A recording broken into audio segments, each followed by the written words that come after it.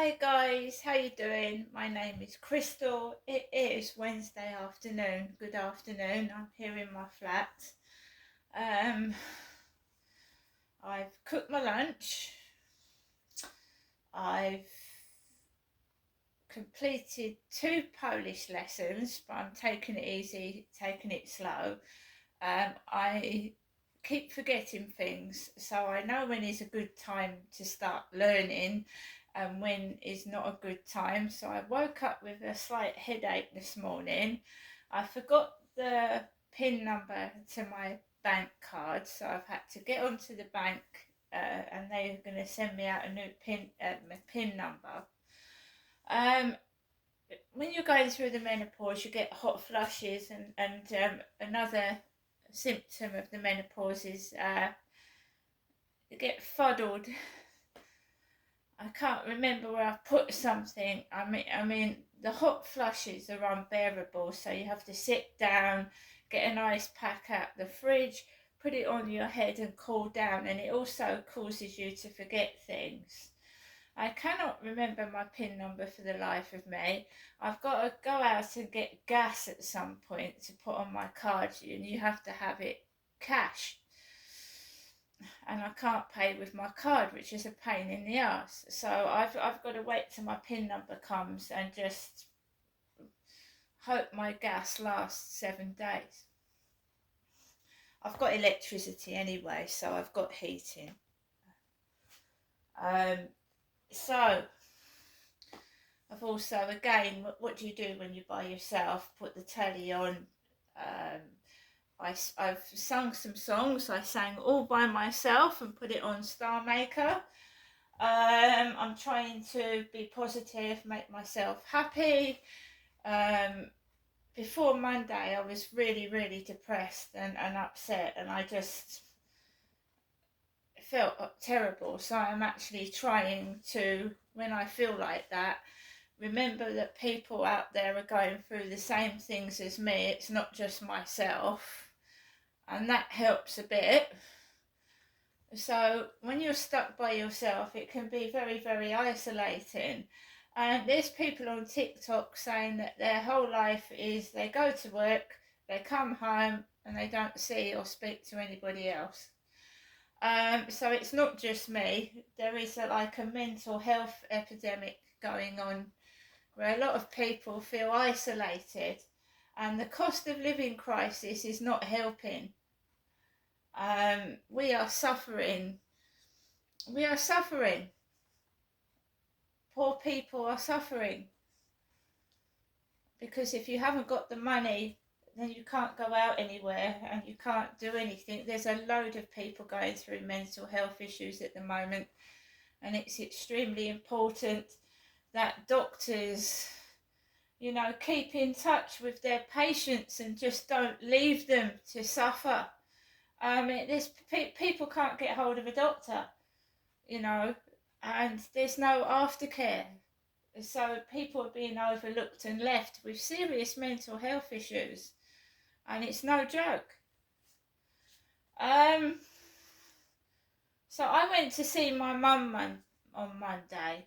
So me and my mother both live by ourselves. We live separately, and I try and make sure my mother's okay, and my mum rings to check up on me, and that's all who I've got at the moment. Time goes by so fast and quickly. I mean, just a few days ago it was Halloween. Bonfire night has come and gone. Now we're heading towards Christmas, and that can be extremely stressful for people. Christmas, especially the homeless on the streets, people with no homes, and people on their own, and the elderly who can feel, isolated. I mean, I can't imagine how it feels to be on the actual streets and that's your home at Christmas. I have been homeless, but I wasn't actually like living on the streets. I was put in temporary accommodation and it was labelled as homeless because it wasn't my own home. I didn't have any money. I was relying on food stamps, and it was very difficult times because a lot of people are put in substandard accommodation, um, because private landlords, some of them just don't give a shit what the property is that they put somebody in. And a couple of mine were dangerous and dirty and disgusting because charities rely on donations, and if they haven't got enough money to upkeep the property and the state of the property, then whoever is living in there suffers. So I went for a walk this morning, and we've got the coughing, the prompting, the niggly coughing, trying to prompt you to do something or prompt you to talk to somebody, or just, it's annoying. And it's not real cough. It isn't a real cough. It's put on. I know what a real cough is. These people, I don't know what it is.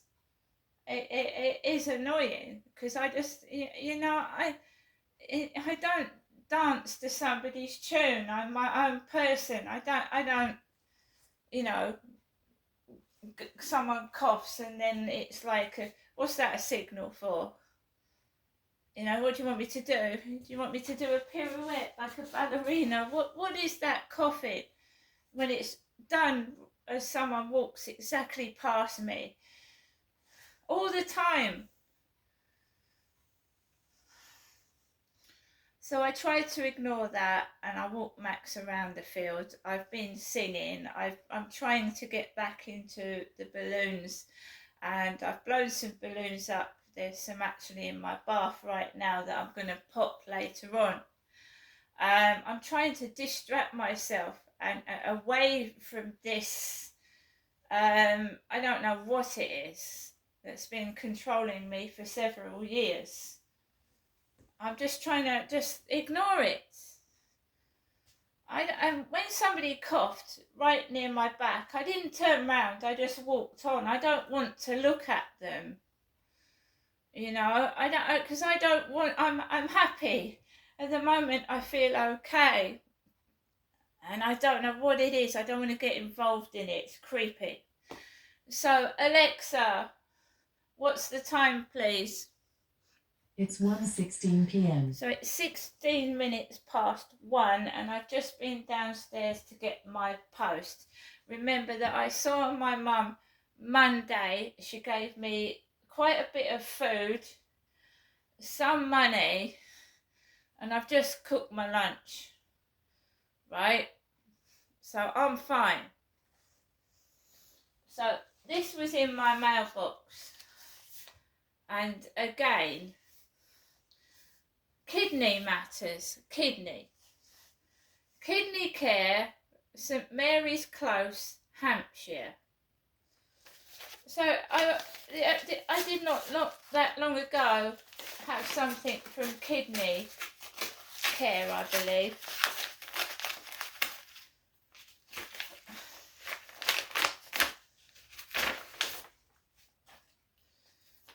Kidney matters.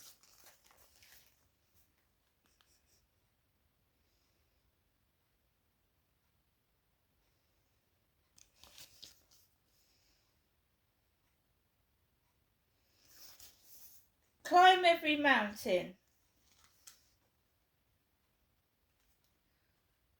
Cost of living lifeline. As we head into the colder months, the impact of the cost of living crisis continues to bite, even more so for kidney patients.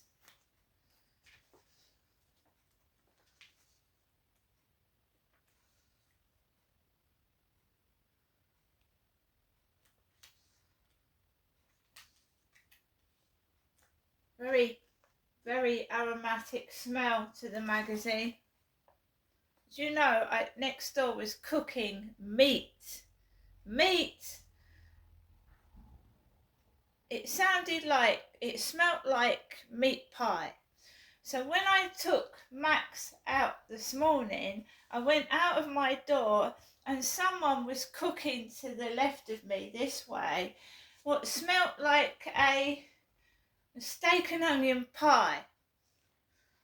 And the smell went up my nose, steak, and it was definitely like a meal smell, not a breakfast smell like toast. It was a full blown, like cooked meal smell coming from next door. And it went up my nose, and I don't like smelling that first thing in the morning. Toast, freshly made toast and bread and croissants, but meat pie. And then you've got a stale food smell all down the corridor.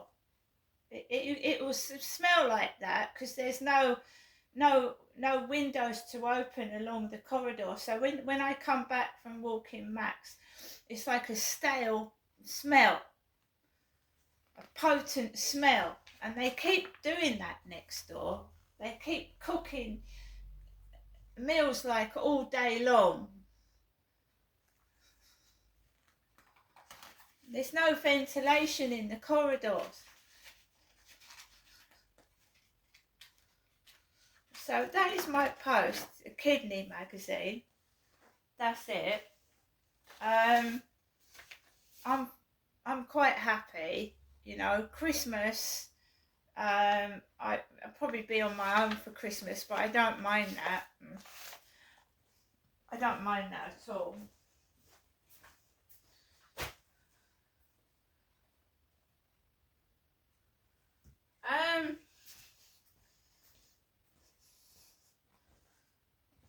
So I'm a completely normal person, just completely normal, and they would do these things to try and make me act like crazy. Everything you don't like thrown at you, the coughing, these smells that make you want to throw up. They are so strong and powerful, whether it's food, perfume, drugs, whatever. And I live by myself, and if I get sick, there's no one here to help me, so I don't understand what they're doing it for anyway. And there's a man living on his own, and he thought he was having a heart attack, and he went to the hospital by himself. What do you do when you live alone and you've got no one to help you? You just do everything by yourself.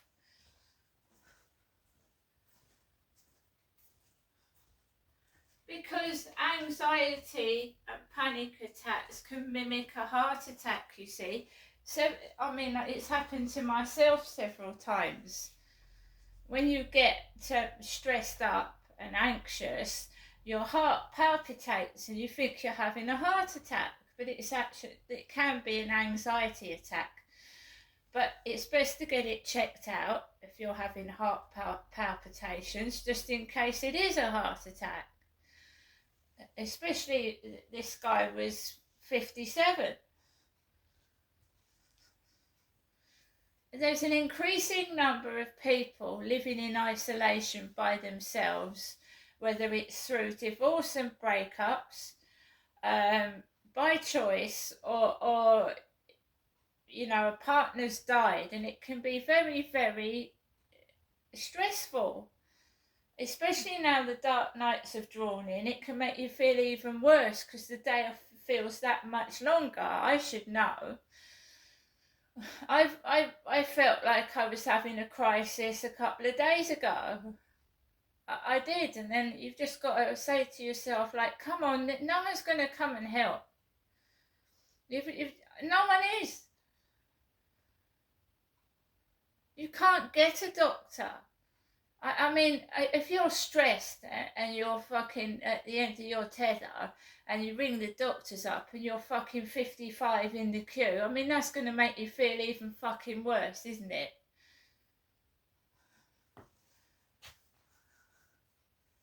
And, I'm not waiting fucking 7 to 12 hours in A&E either.